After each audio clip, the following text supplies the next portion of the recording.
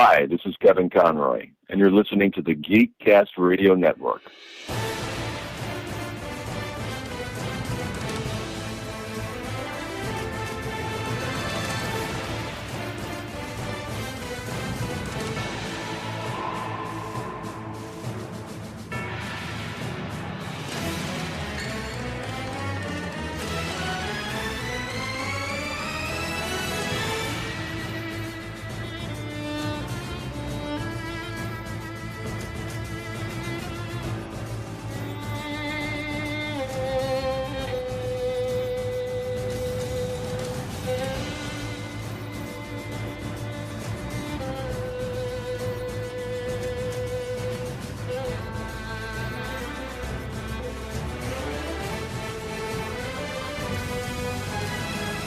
Hello and welcome to Geekcast Radio. This is episode 36, and now that the music spotlight is over with, we can move on to other subjects. This time around, we're going to be tackling the issue of bullying and being bullied. I am one of your hosts, T.F. Joe and Mike, and joining me is Steve Megatron. Hello. Hello.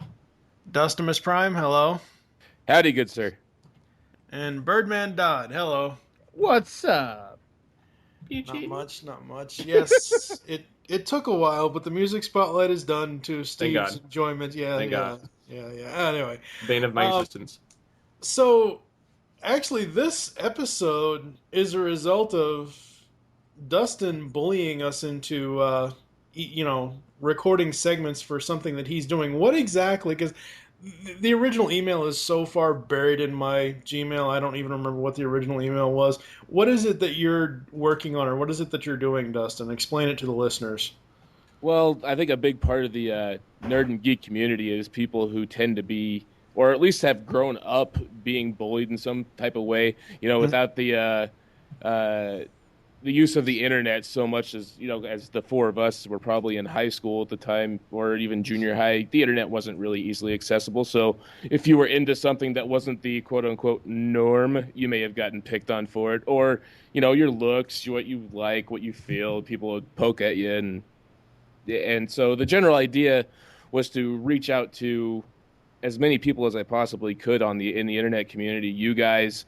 And I've gotten a lot of really cool responses. I even got a little bit of a push from Louis Lovehog because I reached out to him, but he himself didn't quite have any stories, but he had an anti-bullying video that he was doing and gave a little push there too. The overall response has been positive. I just haven't received too many submissions yet. I've been lazy. Well, and the thing was, when you emailed us, all of us, about this, I was like, okay, well, the music spotlight's wrapping up. When do you need this by? I was like, all right, let's just do a podcast about it, because I'm sure we all have stories that we can tell, and this could be used as, one of your major pushes for this project that you're doing. I think how we're going to start this off is we're going to go around the invisible internet table here, and we're going to tell stories of either being bullied as kids or, hell, even being bullied as adults. Let's just say I've grown my beard out to the point where it's jumping off my neck, and I was walking down the street the other day. Singing Do I Diddy. Shut up. And somebody said, Help me, Aquaman. Sorry. No, shut up. Go on. Asshole. Somebody made some snide remark, and for those of you who don't know, when say I leave my apartment and I'm going over to the store, okay, that's point A to point B. I focus on what I'm doing. I don't focus on moron walking down the street or drivers driving by. I don't talk to people when I'm out walking. I just don't. So it's like, I'll just, if I hear something, I'll just ignore it. People try to come up to me and be like, "Oh, excuse me, sir, can I vote?" I'm like, no. Or I won't even say anything. But it's just, I don't know, it's just one of those things where, for me, as a kid, being bullied, it was because of that I looked a little bit different than anybody else. Because of my cerebral palsy, which affects my right hand and right foot. They turn in slightly. That's really the only physical differences. They're slightly smaller than my left hand and left foot. And I would get bullied in elementary school for that. because kids just didn't understand it. They just didn't care, whatever. Um, stuff like that. And it just seems like it's an epidemic that just we can't seem to stop. I don't know. What about you, Don? What kind of experiences with being bullied do you have? Well, obviously being a chunk of dunk, I get, oh, you're fat, and I'm like, you're retarded. I tend to turn the tables. One thing I remember specifically, I remember I got beat up in probably about fourth or fifth grade. These people distracted the teacher, and these kids shoved my face in the snow, and I couldn't breathe. I literally thought I was gonna die. I was gasping for air. I was throwing up when I finally could get enough air into my lungs so I could, continue this existence called life. But one incident that sticks out in my mind is when I decided enough was enough. And there are two instances of this. There were these kids on the bus. They were named Tasha and Tim. They were brother and sister. They used to pick on me all the time. So one of these days, they get the smart idea to throw an orange at me. I'm in grade 4. I'm like, all right, I've had just about enough of this shit. So I pick up the orange, wail the sister right in the eye with the orange. Boom, explodes everywhere. Cool. The brother walks past you thinking like he's a tough motherfucker. I wail him right in the gut as hard as I can as he walks past my seat on the bus. He gets off, falls to his knees, and pukes. I feel really good about that. The next time, because I'm a bigger guy and one of the few native kids at my school, there was like maybe 4 of us. Me, my best friend Quincy, and a few other kids. So anyway, these grade 8s, think about this, grade 8s picking on grade 4s. Yeah. Okay, so you're 4 years older than me. You're about 100 pounds on me. Shit. So one day, and you're going to love this kid's name. I'm more than willing to say it because I think it's funny. His name was Mike Hunt. Fuck this kid. So anyway, him and his friend Elliot decide to ambush us because they just built this new hallway in the school, right? So they decide to ambush us. Luckily, me and Quincy were ready for this. So we knock these fuckers down to the ground, and we're driving their heads into this marble floor, just grabbing the back of their heads and just feeding them the floor. And I remember us saying, you do this again, we'll kill you. Try me. And pretty much throughout then, I'd be bullied the odd time, but it would be, kid, I am not afraid to fight you. You can bring all your drug-dealing friends all you want. I'm not afraid to die. Bring it on. And it's been sporadic. I mean, now and again, when I went through college, I'd have the odd people try and make fun of me and Steve, because pretty much when Twig went through Niagara, we were the freaks and geeks, and we were totally okay with that. But, we get the odd people picking on us the odd time. I get the odd person say, hey, you fat fuck. I'm like, hey, fuck you, whitey. And I don't know. It wasn't so bad because I fought back, but that's not always an option for every kid out there. Yeah. So that's mostly my experience. I mean, I've got a few more, but those are the big ones that stick out in my mind. Yeah. What about you, Dustin? Well, high school is funny because high school for us was actually very, what's the word? A cornucopia of awesome. Like in high school, a lot of everybody got along really well together. So thankfully, people seem to have matured in high school. There's obviously the occasional fight that broke out every once in a while, but it's junior high that actually was kind of the ugly duckling of my probably school years. I had kind of moved to North Junior High, which is on obviously the north end of town. And there was this one kid named Todd. He was a year ahead of me, and he picked on me. This is like classic. I mean, gym class, of course. I'm an overweight kid as it is, so I'm already self-conscious as it is to switch out of my regular clothes into my gym clothes.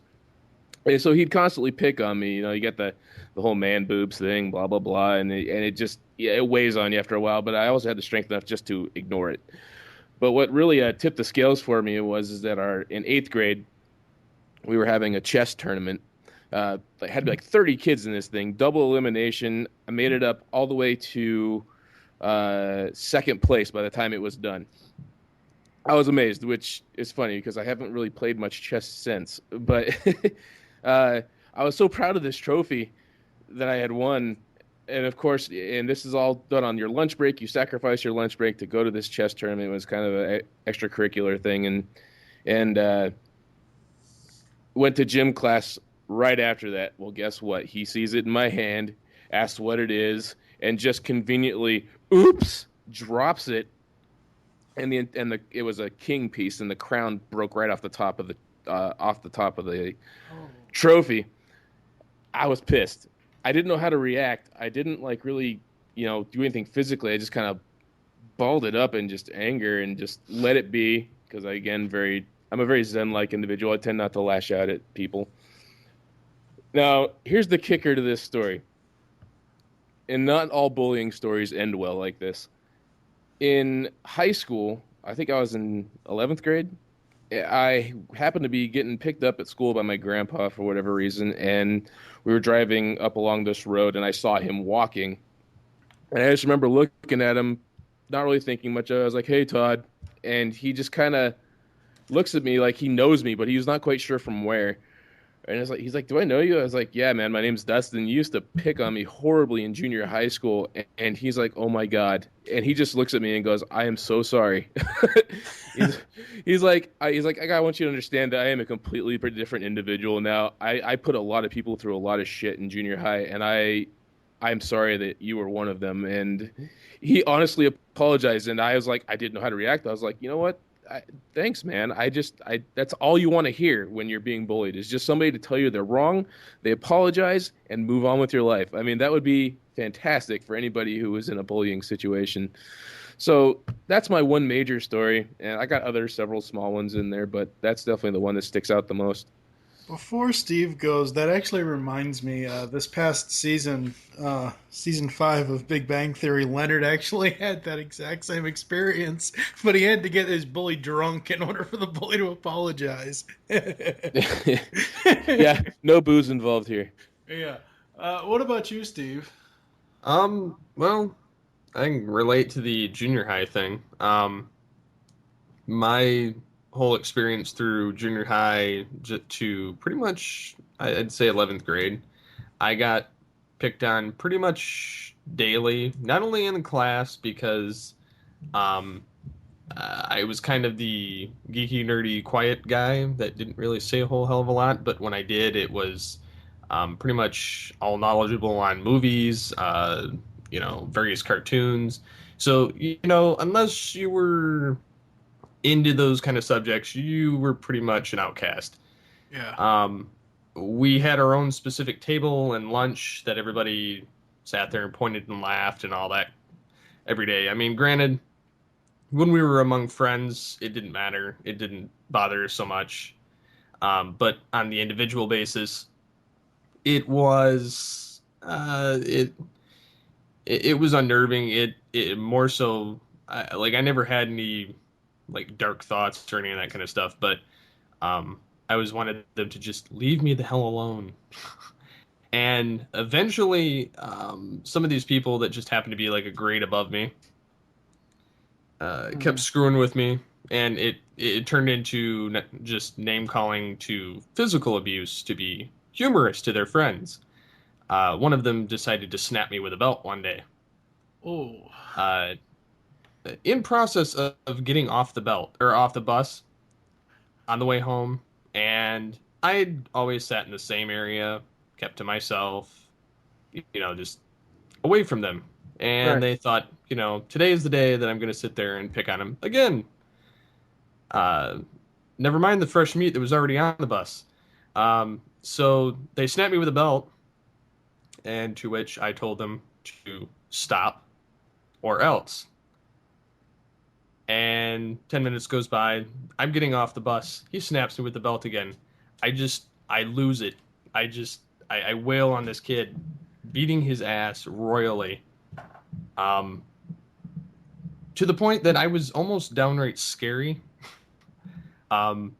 Everybody was kind of like in awe. The bus drivers just kind of watching. And then everybody just started cheering and laughing as I walked off the bus at this one kid.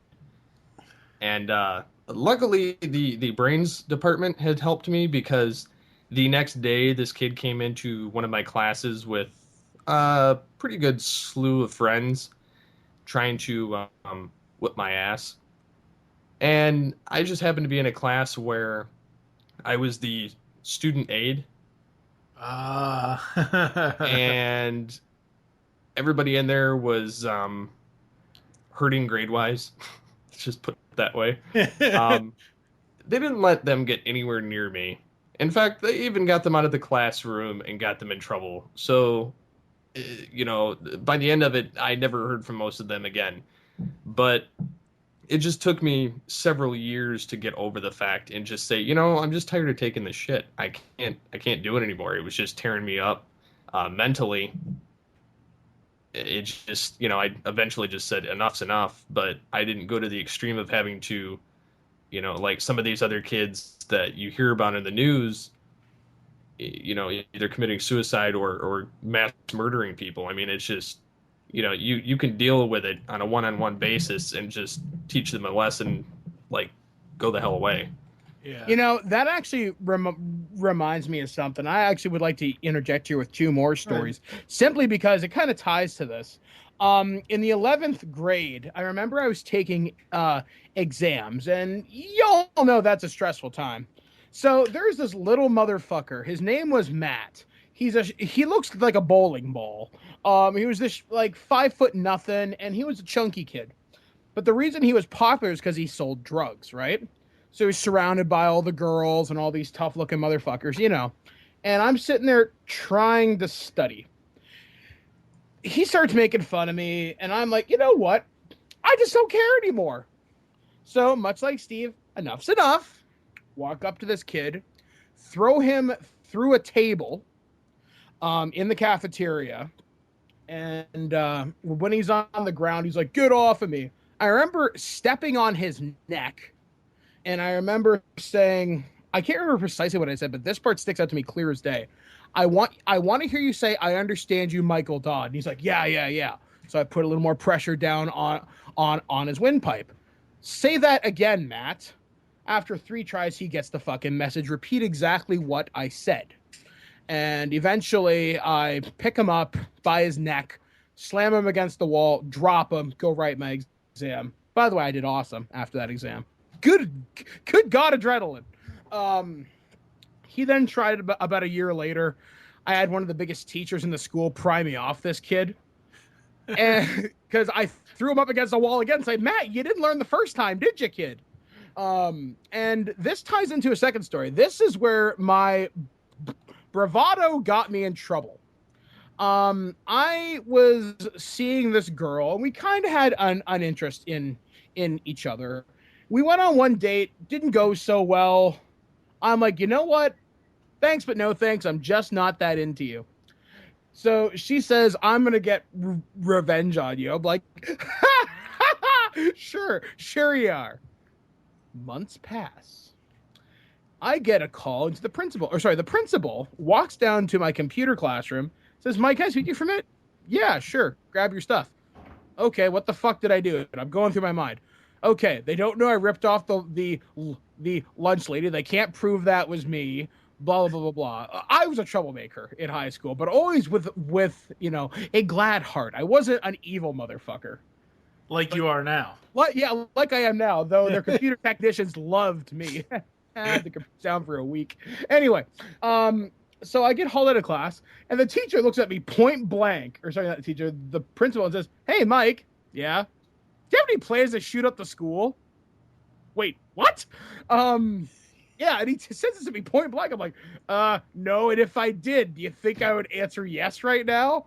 So he's like, oh, okay, you're suspended. Wait, what? Because at this time, 1999, Columbine had just happened, and The Matrix was in theaters.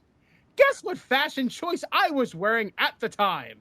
Trench coat. Bingo! Oh, it's the Brown Devil.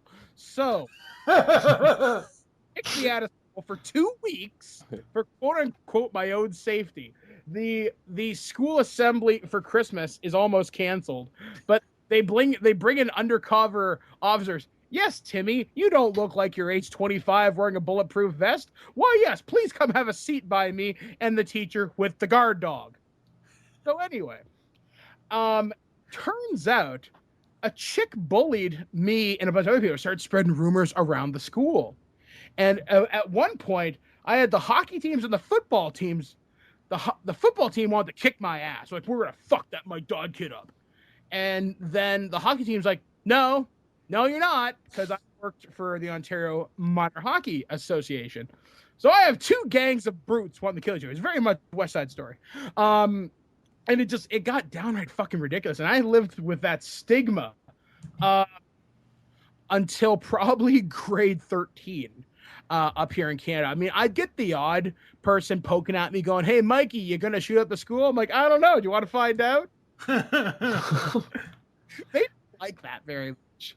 But that just made me think when, like, Steve was, like, telling his story. But, yeah, that's probably the worst I had happen to me. I had people call my house from CBC, ABC News. We had to take the phone off the hook. I eventually got taken down to police interrogation for about 4 hours. And they had me tell the same story 4 or 5 different times. And I'm like, guys, I'm not a criminal mastermind or anything here. I'm a guy who sits in the cafeteria and plays D&D, which that makes me think about Steve's thing too.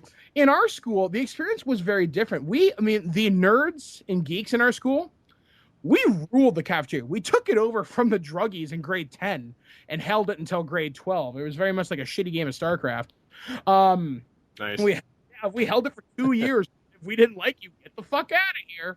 I just remember one time this fucking drug bitch started lipping me off one time, and I just shot a thing of ketchup at her, thinking, I don't care, you're wearing white, and here's mustard in your eye. Man, I'm surprised I didn't get shot in retrospect. Anyway, I'm done. I've got 2 additional ones, then we can move on after this. So I don't think I might have told a couple. I know Dustin doesn't know this. I don't know if I told Dot or Steve about this stuff, but in '94 I became a ward of the state of Kentucky, and I was a ward of the state of Kentucky until I graduated high school in '99. Throughout that time, I'd been through multiple foster homes, multiple group homes, whatever else. The final group home I was at before I essentially exited state's custody after I graduated was Boys Haven, and in the cottages back then, they were all double rooms, so you always had a roommate. There was only 2 single rooms that actually shared a bathroom, and it was like if you were the best kid in the entire system, whatever, you could be one of the 2 that got one of those rooms, and you'd have your own, obviously the 2 of you'd have to share a bathroom, but it wouldn't just be that big, general stall bathroom that everyone else would have to share. So I think it was like I don't know, Friday or a Saturday afternoon, I forget. I'm in there shaving, and by this time I'm, 17, 18 years old, and my beard was growing out pretty rough, and it took me a while to shave with Bic razors, because as we all know, Bic razors suck. Because by this time, we didn't have, Mach 3 or any of that stuff back then. And the kid that was in the other single room that shared the bathroom with me, his kid was deathly afraid of everyone else in the house. He was one of those quiet loners that you just kind of have to watch out for. And he refused to use the big bathroom, and I'm in the middle of shaving. And I can laugh at it now, but back then, oh my God, I was so pissed. I told him, I said, dude, I'm in the middle of shaving. It's going to take me another 5 or 10 minutes. Can't you just go to the bed? No one was in the like, all the other kids were out doing other things. It was just him and I and maybe 2 other people that were up front watching TV. So it wasn't like there was like the entire house was in the building. And he's like, no, I want to use my bathroom. This is my bathroom, blah, blah, blah. I said, no, we share this bathroom, and I'm in the middle of shaving. I don't know what he went. He went off somewhere, comes back, barges in through his side of the bathroom door, stabs me in my left arm with a pen. I said, are you fucking nuts? Are you kidding me? Over using a damn bathroom. I said, we got into a fist fight, and I ended up winning this because by the time the staff members realized what was going on, they had to pull me off of him because I had him by his throat about 2 feet off the ground in the bathtub. So like his head was hitting against the window, which is 2 feet above where you would stand in the bathtub, because the dude fucking stabbed me with a pen. Over using a fucking bathroom. There was like 2 other people there besides him and I. Are you serious? You can't go in a huge bathroom while I'm in the middle of doing something in our bathroom. You know, I'm in the middle of shaving. Come on, dude. Jesus fucking Christ.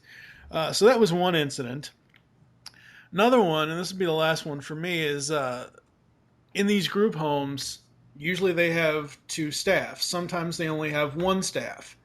And on the nights that there's only 1 staff there, unless the entire group wants to go out to go get ice cream or go get a movie or go rent a movie or whatever, no one can leave. Again, it was a weeknight, so it was a school night. It was like Wednesday. It was like a Wednesday or Thursday night. Everybody wanted to go to the movies for some stupid reason. Everybody wanted to go to the dollar movies. And this is like at 11 o'clock at night on a school night, and I'm like, no, I've got school tomorrow. I don't want to go to the movies. I don't want to be up all night. I have a huge test in the morning or whatever else. I was the one holdout that was preventing everyone from going to the movies. And this one kid just couldn't stand that, started attacking the hell out of me in my own room and just beat the ever-living shit out of me. And by the time that I was, this whole time I was defending myself, I ended up pretty much scratching the hell out of the kid and just like, dude, give me a fucking break here. It's a fucking school night. You don't go to the fucking movies on a school night. It's just not that big of a deal. And it's like, Jesus Christ. I don't know. I don't know.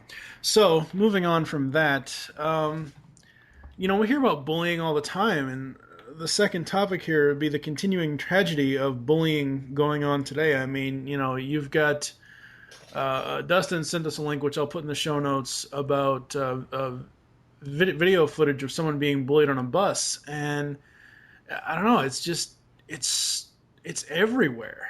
I mean, and I can tell you precisely why this is happening. And you're not going to like the answer either. My wife, as you guys know, is a teacher. Mm-hmm. She sees this shit every day. You want to know why? Because kids today have no respect or fear of authority. What I mean by that is kids born probably past 80, or not 80, since probably I'd say 1990, basically kids that are born in the 90s coming into their adolescence now, they have no fear of authority because their parents are probably pretty young, right? So they give into this whole new age parenting bullshit, and they want to be your friend, not an authority figure. I blame a lot of the parents. I blame a lot of the media. For example, kids now, as a teacher, you can't give them a 0. There's no such thing. You can't fail a kid, which is why these kids just keep getting pushed through the system. That's bullshit. Oh, it's total bullshit. And it gets worse, too. The teachers are completely powerless to do anything about discipline problems either. Like, the kids in school, they can beat the shit out of you. You can't fight back. There is no repercussions. If your kid say a kid attacks another kid, it's not going to be settled on the school ground. It's going to be taken legal immediately. So, hey, if I beat up little Timmy, maybe we can get some money out of this. It's fucking retarded, and I'm dead fucking serious. It is, because kids don't fear anything. When we were younger, like all of us, when we had enough, we took a swing at the motherfucker, and that was enough. But look at something like Columbine. Yeah, those kids were pretty fucked up. But they decided to solve their problems with Tech 9s and shotguns. Yeah. And that seems to be the solution too these days. That's their version of fighting back, because the kids don't have any respect for each other either. I mean, the amount of weapons that are in schools is unbelievable. And the amount of younger kids that are dying because of bullying, because somebody brings a knife or a gun. Yeah. I mean, Jesus, man. I mean, kids today, they don't understand that there's life beyond these four walls, be it grade school, high school, or whatever. I mean, it really does get better in college for the most part. But then again, there was another case that happened a couple years ago where a guy put a webcam on his gay roommate and outed him when he wasn't ready for it. Kid wrote on his Facebook, "I'm going to go jump off the George Washington Bridge, bye." Everybody thought it was bullshit. And then he actually did it.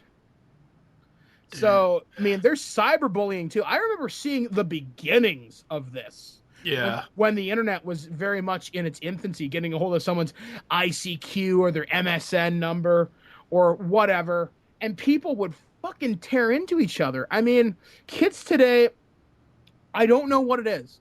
It's just, MySpace was the ultimate playground for that and kind of stuff. it's not just that, it's the fact that now, because the post 90s generation, they don't actually have face-to-face interaction anymore. They all sit on these smartphones or tablets. They're constantly connected, whereas us, we grew up without that stuff initially. I didn't know what the hell.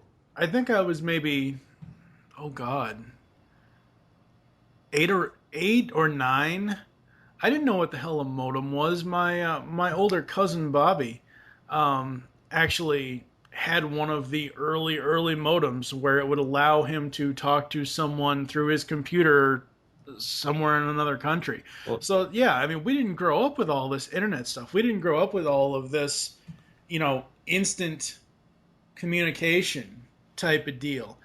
If you wanted to talk to somebody, you wanted to call somebody out, you either went over to their house or you called them on the phone. You didn't, post on their Facebook wall or, spam their Twitter, and see, that's the difference is, and like Dodd was saying earlier about, how we grew up fearing something. What I think the problem with today's society in general, not just we had kids and bullying, but the problem with today's society and is that we are so desensitized to everything.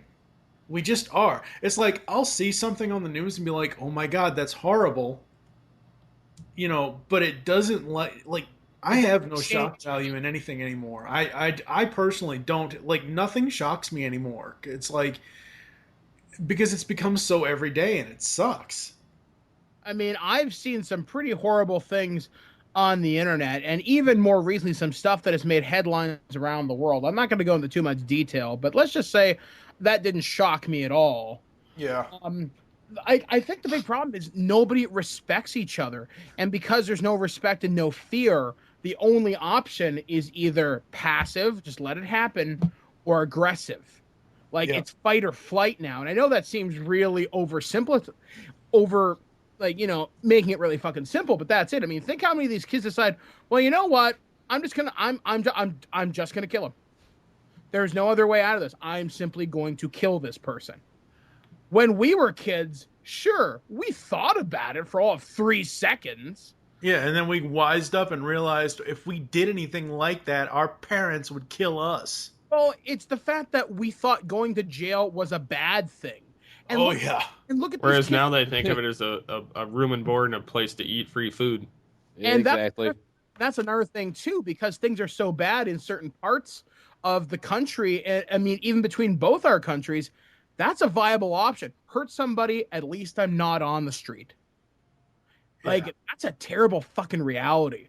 I mean, and there's so many more social causes and economic causes that cause bullying. I mean, it's hard for us to sum this up in one episode. And no, and that wasn't the goal. I mean, it wasn't. Bullying is such a large topic that one episode just wouldn't fit everything. But like the link that Dustin provided about the kid committing suicide from being bullied, and it's like, jeez, it's just. Well, I think the one that kills me the most, like the one that I just posted about this Karen Klein lady being bullied for like 10 minutes straight, just being absolutely verbally berated on a bus ride, is nuts. Like, I can't. Do you want to talk about Mike Dogg's absolute lack of respect? That is a prime example. The other one that killed me too was not only are kids bullying, but there was a story, a couple of 6 months to a year ago, where this daughter's mom bullied a girl for somebody that her friend was associated with, and bullied her to a point where she ended up hanging herself. Yeah. I remember that now, yeah. And they suffered no repercussions from it at all. I think they got like some media buzz, and that was about the extent of it. I think there was some kind of a civil suit, but I haven't heard anything more about it. You want to know why? Because they swept it under the rug like they do everything else. Oh, yeah. I mean, one of the big things that's happening right now up in Canada, the Ontario provincial government is going through something right now where they want to have certain legislature change. Like there's like this anti-bullying bill, and because Catholic school boards are publicly funded, right? They want to have the wording changed. If there wants to be a gay straight alliance or a gay and lesbian club in a school, they want them to be able to have that wording, and all the boards are like, no, you can't do that. We're a Christian school. I'm like, well, you're publicly funded, motherfucker. You do what we say because we provide your damn money. Yeah. And they want to change all this legislation for bullying. I think Lady Gaga actually visited a couple of schools in Toronto earlier this year or late last year involving bullying, because it gets right terrible, especially in these cities too. But there's also cases where it's really isolated. There was a kid from, it was either Minnesota or Alberta. I just know it was a really rural area, and he shot his parents and then went to the school and started shooting people. I think he ended up with like 4 people, and then he killed himself. And I don't know whether Virginia Tech, which happened in 2007, I don't know whether that was related to bullying or where this guy was just a fucking whack job. But I mean, it sucks that us who are in positions of power and authority are powerless to touch these kids, or we can't say anything, we can't do anything because the system is designed to neuter us. Yeah. Hard to do anything. Well, that kind of transitions into the final topic here is how can bullying be stopped? Now, a lot of times when I watch Cartoon Network, I see the guys from their live action show called Dude, What Could Happen? And they do a bullying, stop bullying ad on there, and their advice is, go tell an adult, this, that, and the other thing, everything else. But it's like, how can this epidemic, I mean, essentially bullying and being bullied is almost a disease at this point. How can this be stopped? And it's like, the world at large is not going to come together to stop this one thing, sadly. It's because human nature, because it's this alpha pack mentality where I have to be superior compared to you. And unless we go through some enlightened change like in Star Trek, this isn't going to happen. I mean, we can reduce incidents of it, or at least give power back to the people that are being bullied. But I don't think it's going to happen. And I don't want to sound defeatist, but I think kids that are being bullied should have options available to them, like being able to fight back without repercussions of getting stabbed or shot. Or sued. Or, the teachers in the schools need to have the ability to report bullying and do something about it. Like I said, my wife is a teacher, and I hear stories about these kids that are being bullied or abused, and there's nothing the school board can do because they're afraid of getting in shit. Yeah. It's terrible when you can watch another human being suffer, but you don't want to be inconvenienced. What the fuck is wrong with you? You know what? I think, did you guys ever see that show on MTV, Bully Beatdown? No. I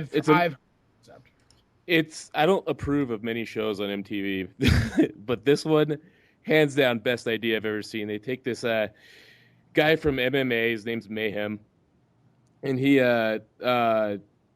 people send him in letters saying such and such, this douchebag is bullying me, such and such. They approach said bully, and basically the bully is offered $10,000 to step into a ring with a professional MMA fighter, and he has to last 2 rounds, one of actual like punching and kicking blows, and another one submission, and usually the bully just gets the crap liver kicked out of him. And for every time that that person submits, they get $1,000. The victim gets $1,000, or every time if the guy doesn't survive the initial 2 minutes, I think it is, then they get $5,000. So it's $10,000 all around. It's now, granted, that's an extreme case, but Well, and that's still kind of stupid too, though, because you're rewarding the bully.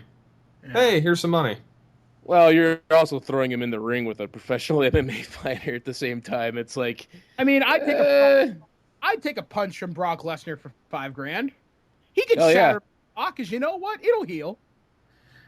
Yeah, but would you take a punch from Big Show for $10,000 though? I don't think anybody would. I don't think there's any amount of money that anyone would want to take a punch from Big Show. I think I'm sorry, Lesnar could kick his ass. yeah, Brock Lesnar would throw a punch harder than the Big Show.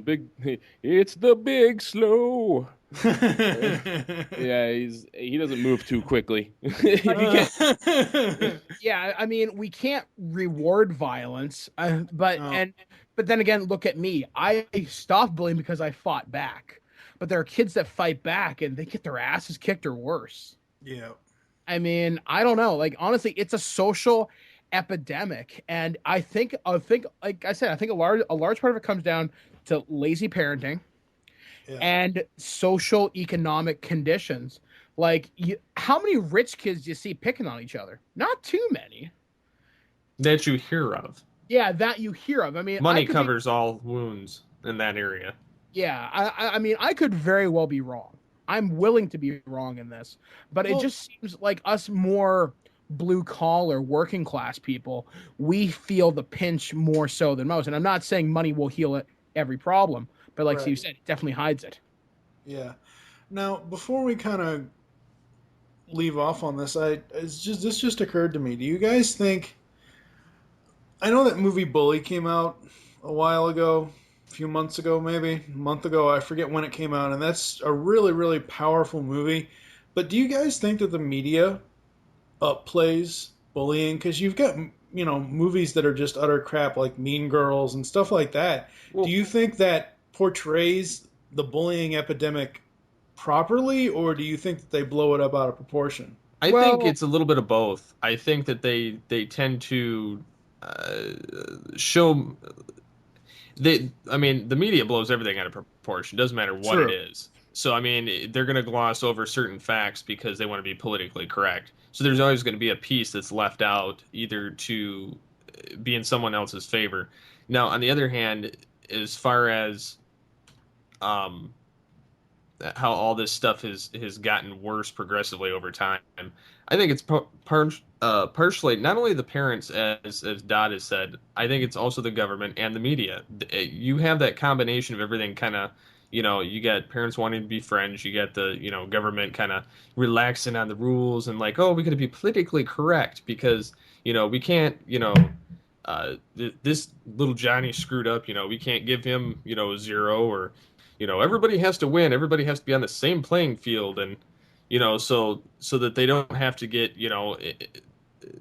it's, I don't know, it's the whole system is screwed up, and that's why, especially nowadays, kids are getting the wrong messages from everything, and it's, I sincerely fear for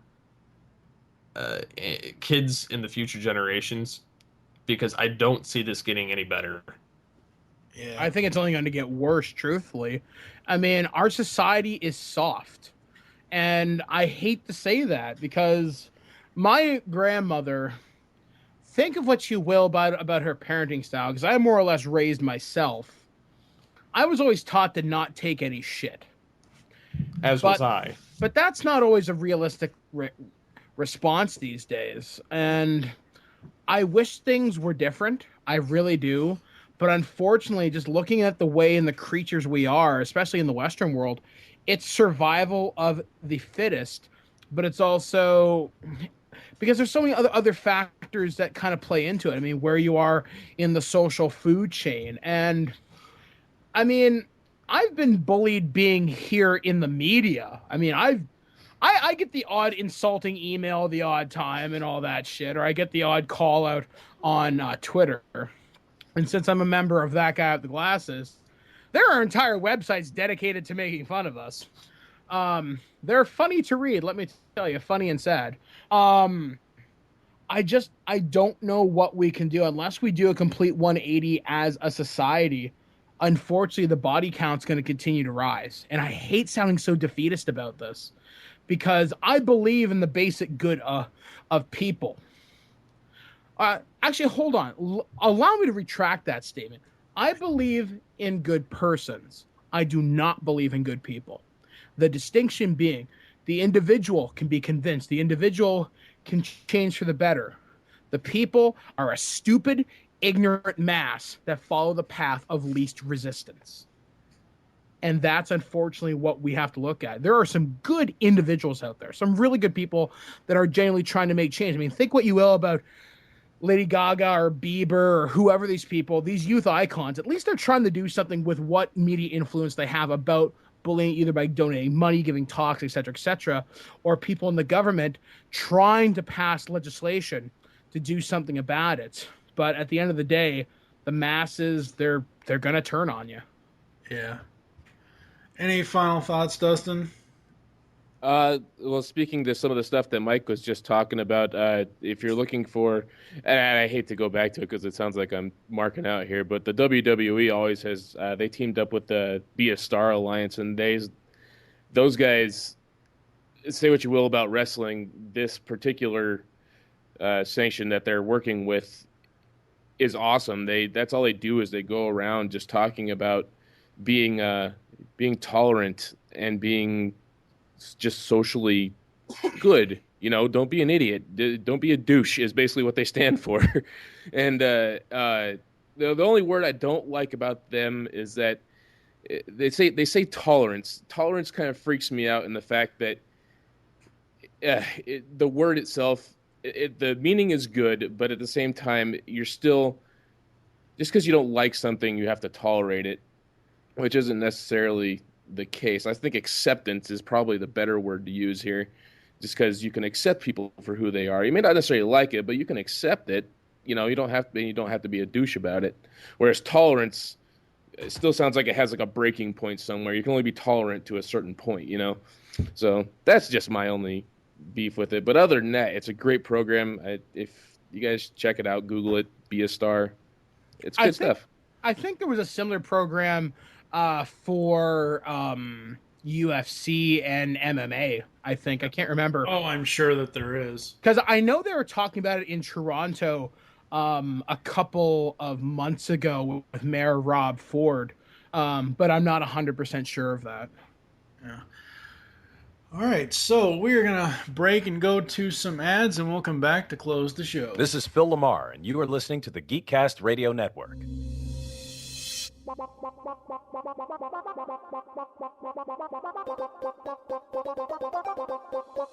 You can now hear the Geekcast Radio Network while on the go with Stitcher Smart Radio. Stitcher is a free-use and talk mobile app available for your smartphone. And when you download Stitcher to hear Geekcast Radio, you'll have a chance to win money. Downloading is quick and easy. Just find Stitcher in the App Store. During registration, hit the promo code box and enter Geekcast Radio, all one word, to get automatically entered to win $100. The latest episodes of the shows will be waiting for you in your favorites. You'll get access to lots of other amazing shows too. Always available to you on demand, no syncing. It's Stitcher Smart Radio. Don't forget to enter promo code Geekcast Radio when you register.